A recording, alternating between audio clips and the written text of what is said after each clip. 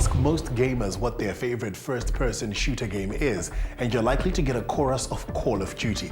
It's definitely taken the gaming experience to a whole new level.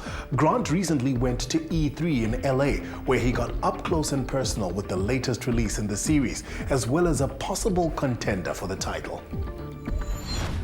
If you're a gamer from the early 90s and have kept up with the video game scene, you'll know that first-person shooters have become a staple genre in the world of gaming.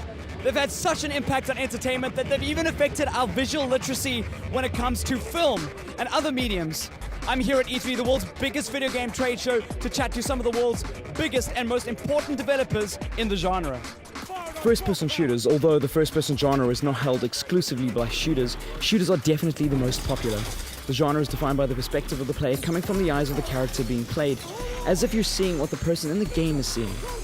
First-person shooters are really popular today, and I think part of it is because anybody can pick it up and play it, right? It's a very easy type of game to get used to. It's easy to play, hard to master. That's the way we look at it.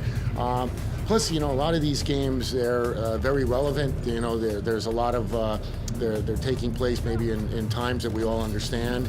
But yeah, they're very, very popular these days. Yeah, I mean, Call of Duty for me, and one of the reasons why it's so popular is, first and foremost, it's just super fun, right? You can't beat the controls of Call of Duty. It's a fun experience. And then with that, with all the support and all the push from the teams, the production values are amazing, right? It's really putting you in the controlled version of a blockbuster film. Advanced Warfare is taking first-person shooters to a new level. We've got some brand new features and mechanics like the exoskeleton. And the exo changes the way you play Call of Duty. And in that, now we have vertical jumping.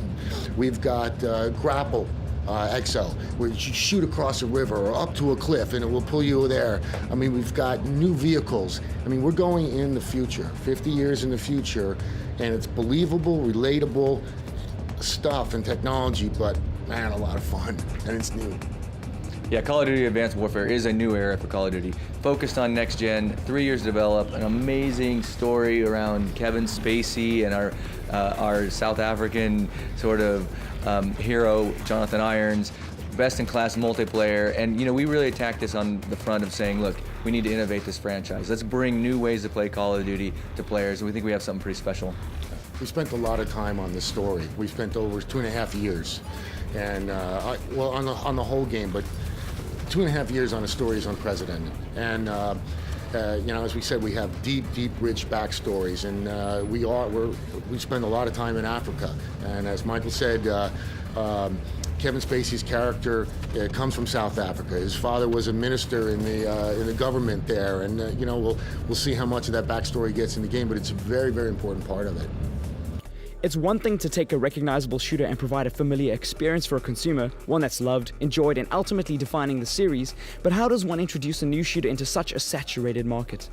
So Destiny's our next great first-person shooter, so if you liked Halo, if you like Call of Duty, you're going to have fun in Destiny. But we're doing a lot of new things as well, so we're injecting some fun stuff from RPGs and from MMOs. So we've got this great action core, which you can go out into the world, explore a big, beautiful space. You can find treasure, fight enemies, link up with friends, meet strangers, do a public event, and you can go back to the tower, a third-person social space. So we're having a lot of fun with the genre, and we're trying to push a lot of boundaries. The cool thing is we've got our alpha going live tomorrow, Thursday. People can go to greatnessawaits.com/Destiny and sign up and experience it for themselves.